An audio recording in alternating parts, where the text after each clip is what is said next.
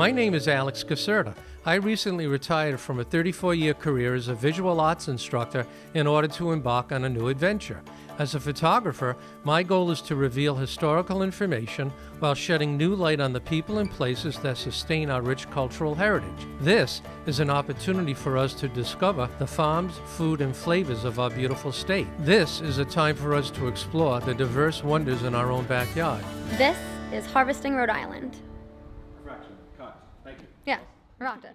I'm at Carolyn's Sakonnet Vineyard today, and Pumpkin's sitting here with me, also known as Lorraine Frank. What do you do here? I do everything here with the vineyard and the vines.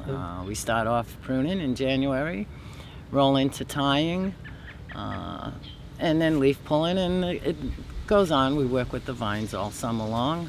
That's my job. How long have you been doing this? I'll be 30 years next May. 30 years. Yes. So were you here with the original owners? I started actually with the original owners. Yeah, they weren't here. They're probably another year, but I did start with the original owners. Started with them. How did you get involved with working on a vineyard? Well, actually, trying to make extra money. I started off in the springtime bottling. They needed help to bottle, so I come in and bottle. And years ago, it was just a little bottling line, and it used to break down quite often. So when the machine would break down, they would stick us out in the field. They say, okay, let's go out there and you do something. And actually, it was tying that year. And it just rolled into the next year, pruning, and that was it. I've been here ever since. Then you learned the business, so it's like having an internship almost. Right, hands-on. What type of crew do you have that you work with? Well, I have 4 people that are full-time that work with me, and basically it's all of us that do the work. We bring in a few extra during the summertime when work gets pressing. Things have to be done at a certain time, and you have so much time to do it in. So you bring in a few extra crew and get it done. And when you do your pruning, what time of the year do you usually do that? Well, we start usually in January and have everything done by mid-May. So we need to have the pruning done and the tying done, and the season begins. Now, when you prune a grapevine, is it the same as like pruning a tree, or is it different? No, it's a little different. We have a number of buds that we prune to. We know how much fruit we need during the summer, how much crop we want. So we'll prune to that number, and we leave extra just in case the winter injury is bad. If it gets really cold, we might have winter injury, kill off some buds. We have extra to bring down. When do the buds usually come about? Well, we have bud break usually by mid-May. May. So that's when we want everything done by mid-May so the vines can start growing. Okay, so it's kind of like the apple orchards where they prune back the trees and take off the extra buds so that way there's a fuller crop. Correct. Same type of thing. Right. And do you actually pull the leaves off the Yeah, we do. vine? Usually right after bloom is when the berries start to make berries. We call it bloom when it starts to flower and then they make their berries. We'll go and pull leaves around the fruit to open up so we can have airflow go through there and more sun to keep it drying in there. Pumpkin, do you have a certain quota of grapes that you try to produce every year? Well, yeah, we do, but it depends on the winemaker. If the winemaker only wants 3.5 tons an acre on one variety, that's what she'll get. We'll cluster thin and bring it down to 3.5 tons an acre or whatever the winemaker prefers at the time. So it's not a process where you just let the grapes grow and hope for the best then? No. Well, you let them go and hope for the best, but no, you want the best flavors that you can get, so you don't want to overcrop the vine and stress the vine out. So if she only wants 3.5 tons, that's what she'll Okay, get. and a lot of that, they'll probably go by what happened the prior year? You usually have to work with what you get. I mean, with nature, with Mother Nature, what she gives you for sunshine and warm weather for the season, it basically comes from that. Is there something special about having a vineyard near the water here? Oh yeah, it keeps it cooler here. It's like a maritime climate here. The fog rolls in the afternoon and keeps the vines cool at night, and they warm up during the day. Perfect for growing? Perfect for grape growing. The Uh-huh. season could be a little bit longer, but unfortunately it's not, and so we do the best we can. And what about the soil here? How do you find the soil? The soil is great here. We have kind of a sandy, silty loam, and which is great for grape growing. How many acres are you currently? We're currently with 36 acres planted vines here. Yeah. But yet the vineyard is how many acres? Approximately, I believe, 125 acres all total here. Pumpkin, you started here 30 years ago, and do you have a certain bond to the land and to what you do here? Oh, I love it here. Are you kidding? This is peaceful here. No, I just love it. Day to day, you Yeah, just get to work with nature. That's right. Do you have any message if some younger people were thinking about going into farming as a career? Would you encourage people to do that? Sure, I would, yes, especially a vineyard, and especially being a female. It's not a job that you see a lot of females doing. But yeah, I would encourage them to do it. So you've had a very rewarding 30 years. Yes, I have, definitely, yeah. It's been great here. I mean, you can't beat it. Just can't beat it. Well, it's beautiful. It is beautiful. Thank you. Aside from tastings, which we do every day on demand, we also offer complimentary tours for our guests so they can really appreciate from grape to bottle. So we start them in the vineyard, we move them into the tasting room, and they get to appreciate what they're tasting. We also do live music every Thursday evening in the summertime from 6 to 8 p.m.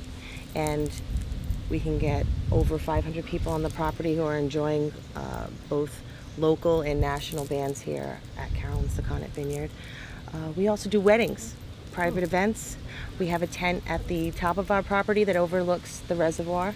So we're booked every weekend for events from now through the end of October. So it's the perfect place to get married, have a bridal shower. Corporate events and fundraisers are also held here. So exciting and busy time for us. Now I noticed that you have a kitchen when you walk in. Absolutely. We have a cafe on the premise called Carolyn's Cafe. Our chef Jimmy Simicus is here doing food every day but Tuesday. So you can enjoy some fabulous food, whether it's lunch or dinner. We do dinners on Friday and Saturday evenings, and we recommend a reservation. We're really excited about the food that's coming out of that kitchen, and pairing the food with the wine is part of the experience here. And does the menu change on a day-to-day basis? Based on what's available, he definitely shops locally, meaning from our farmers right down the road. So the menu is subject to change based upon the availability of the local produce that's here. Elaine Phipps is our winemaker. She's been here just as long as Pumpkin. She's been here 30 years. So to have a female-run vineyard, as well as people who have been on this property for 30 years out of the 40 years it's been here, we're blessed for that. They have knowledge from the vineyard coming into the winery, which Elaine can discuss. How long have you been at the vineyard? How long have I been here? I've actually worked for Sakonnet Vineyards for 30 years. 30 years. And how did you become a winemaker? What was the process? Well, I did start out in the vineyard, just picking grapes, and stayed on full time, eventually pruning and all. And then in '95, we had a winemaker, John Sotelo from Iron Horse in California, that was working here, and we became friendly. And I decided I wanted to do something different, so I came into the winery just working in the cellar, you know, doing normal jobs, hooking up hoses and all that stuff. John went back to California in 2002. We hired Christian Butska. He was a UC Davis professor. So I worked with him for a few years, and then he decided to go back to teaching.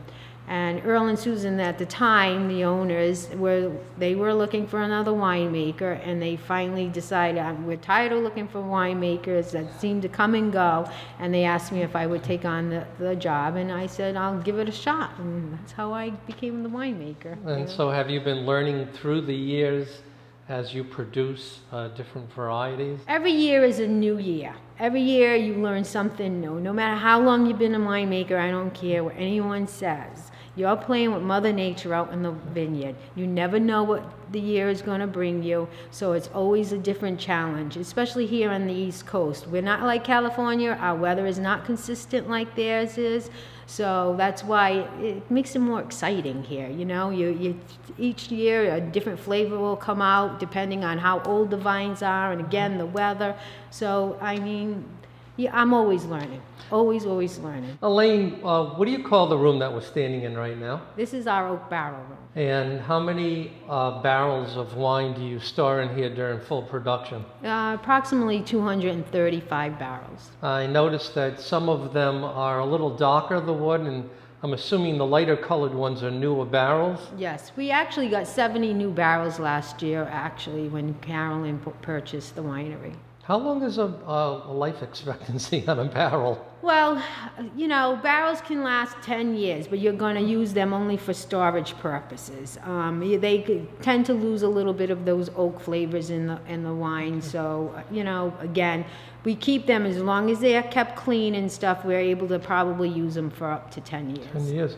And I noticed that a couple of barrels here have burning in where it says they're from France. Yes, we have American-made barrels. There is actually, we received some Russian, Hungarian oak, and a few of the French more so than the rest of them. And would you use a certain barrel for a particular type of grape? Right. It depends on the type of the year we're having out in the vineyard. That will, you know, help decide which barrels we want to use. We try to use different varieties so that when we blend them, we'll have different flavors and it'll make more of an interesting wine. Do you use stainless steel containers at all? Yes, we do. Actually, our reds do start fermentation in the stainless steel, and after fermentation is done, we'll end up racking the wine off the skins, and then we'll store them in the oak barrel. How many different varieties of grapes do you have in the vineyard? We have approximately 10 different varieties out in the vineyard.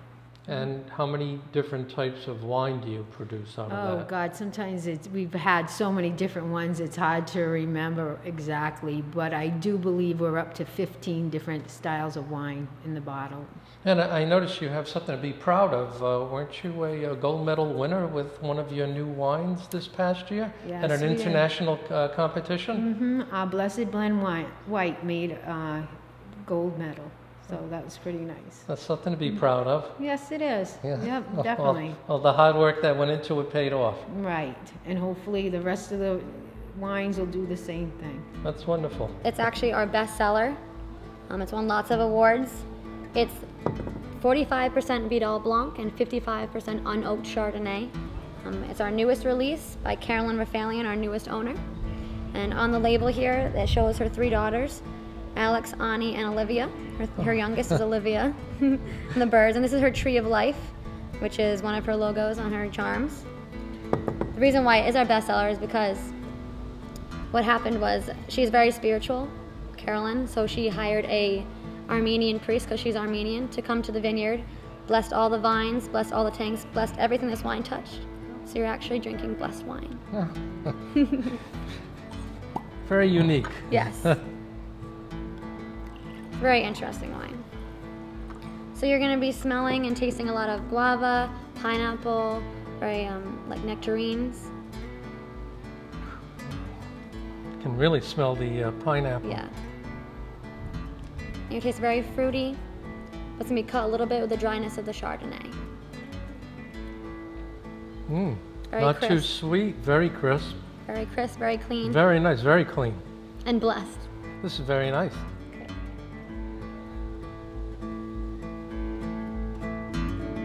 Wonderful. Cheers. Cheers.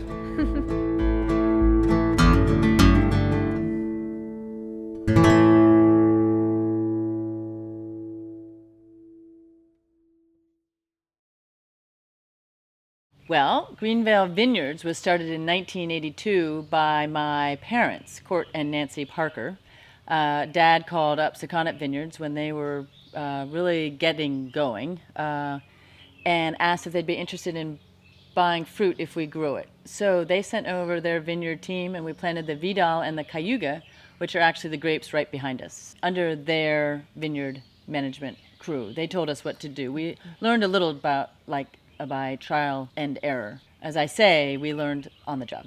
And then in the early 1990s, we started to make wine and sell wine, and then my husband and I restored the stable in 1999 and made it into a tasting room on a farm that's been in my family since 1863. Actually, it wasn't Greenvale Farm, but became Greenvale Farm, and it was purchased in 1863 by John Barstow. It was built on the concept of a book by a landscape theorist whose name was Robert Morris Copeland. And he came up with very interesting ideas for how to live a meaningful life. It was this utopian concept at the time. During the day, you work hard, and at night pursue the classics. You only buy 50 to 60 acres, because if you've got hundreds of acres, you're managing people. But in this fellow's concept of a meaningful life, it meant that you go during the day and you're out there in the fields. So that's what he did. His collection of books that he did develop during this time frame are at the Redwood Library in Newport, which is and it's considered a very important collection of gentlemen's books from that Victorian time frame. He retired from the China trade in Salem, and I think when he read the book and took, as we say, hit the pause button, he did some research on where a farm would work successfully in terms of what he was interested in doing. So he found Aquidneck Island. His family was from Mattapoisett. The Barstows from Mattapoisett are the shipbuilding family from another few generations before that. But he had grown up in Salem. Nancy, can you tell me if there are any advantages to having vineyards in the state of Rhode Island, especially by the water? We have this great advantage here because of the water. Aquidneck Island is made up of Newport, Middletown, and Portsmouth, and it has incredible soil.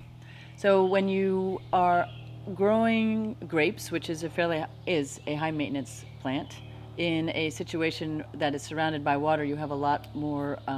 The temperatures are, everybody probably knows this, but are much more moderated. So it's a delightful place to grow.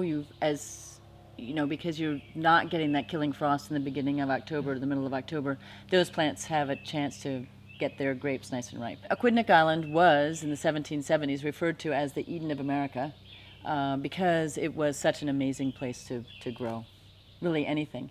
I can put a sprig of a plant that's dying from somewhere else and put it in the ground here, and it just takes off.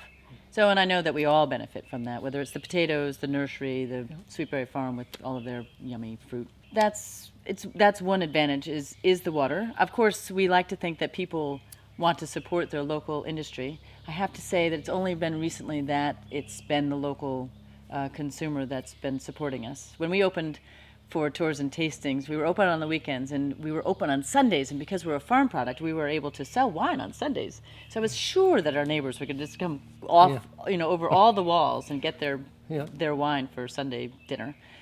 But no, we really survived on tourism. And that's actually, we still survive on tourism. It's the agritourism. It's our being able to have people come in and listen to jazz, or to have the birthday party, the coastal, the Coast Guard, we have their birthday party every year. We do a lot of events to encourage people to come here and then taste the wine, and it's delicious. But it's really everything else that brings people here. And then they realize the wine is yummy. When my father agreed that it was a good idea to restore the tasting room and have it be a place for people to come to, it was all about the idea that we could teach people, one, about nice wines, but two, how important it was to protect these places and to respect the buildings and respect the environs. But when people come here, we take them through the vineyards, and often we'll have visitors who have been to many, many other wineries and never have they done a vineyard tour. And when people do a vineyard tour, they have an opportunity to learn about what is an immense amount of work to make these vineyards go. So we have 24,000 plants. We touch most of those plants 12 to 15 times a year. It's incredibly labor intensive, and people don't realize that. In order to produce nice grapes, certainly in our neck of the woods, you need to prune everything back to 2 to 3 tons per acre, because the soil is great, the climate's great. Those plants want to produce as much fruit as possible, but then you lessen the intensity of the flavors and you lose the characteristics of the wine that you want people to taste. And how many different varieties of grapes do you have? We have 8 varieties of grapes. We call them varietals. We started again with the Vidal and the Cayuga, and then Dad wanted to try some Burgundian varietals. So we put in Pinot Noir and Chardonnay. And the Chardonnay did really, really well, so we kept planting. We have about 7 acres of Chardonnay. The Pinot Noir was a little high maintenance, and we were, again, learning on the job. So the nursery from the Finger Lakes that we purchased our grapes from sent us 8 rows of Cabernet Franc by mistake, and those did really well. So we took out the Pinot Noir in 1990, put in the Cabernet Franc, and now we have Cabernet Franc Merlot and Malbec. I have to say that one of the great things about this is what I am able to do is it has so many different components. So there's the historic preservation component, there's the conservation of open space, and people, all around us, these houses are selling farmland, which are, all these developments are on farmland. People forget that when we're given a hard time about our farming operation, when in fact they live on what used to be farmland only 20 years ago.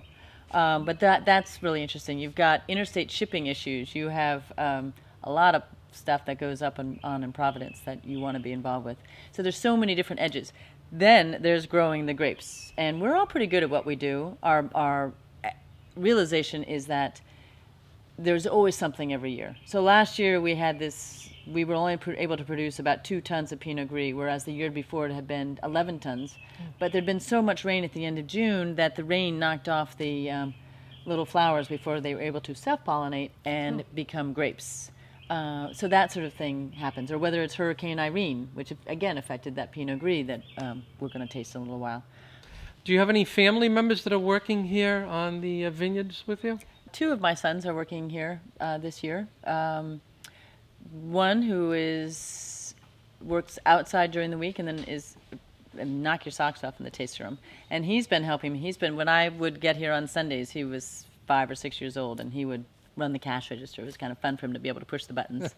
And my other son is great in the vineyards and helping with keeping the place looking beautiful. Do they have any interest in taking over the farm and keeping it running in the future? All of my family have great ideas. I encourage them to figure out what they want to do first. 35 years ago, running a winery was the last thing on my mind. And then 30 years ago, we were doing this, and Dad asked me to help him out. And because it's about conservation of open space, historic preservation, and having an opportunity to teach people about the value of that, sounded like it's something I'd really enjoy. So then here's our Pinot Gris. This is, in the world of growing grapes, at least around here, every year brings something different. So Irene hit on August 31st of 2011, and only the Pinot Gris lost its leaves from the salt water that came off the river with the winds. So here we're really tasting, it's earthier. Because when the grapes ripen, there's sugar coming in from the leaves, right, which is the Brix unit, and then there's the other flavors coming in from the soil. Okay. And so this is heavy on the soil, but it's delicious. And again, you're going to have some acidity. It is almost salty. Did you taste it? I've heard people say that before. This is very good. Yeah. Isn't it fun? We'll never have anything like it again because of Irene. But yes, it tastes a little salty. It's got something very unique in it. But that's the terroir. Yes. It's really fun. Still go with this. But it's interesting to know the history and why the flavors are what they are. Yeah. Doesn't that taste great? Yeah. It does. There's nothing is boring.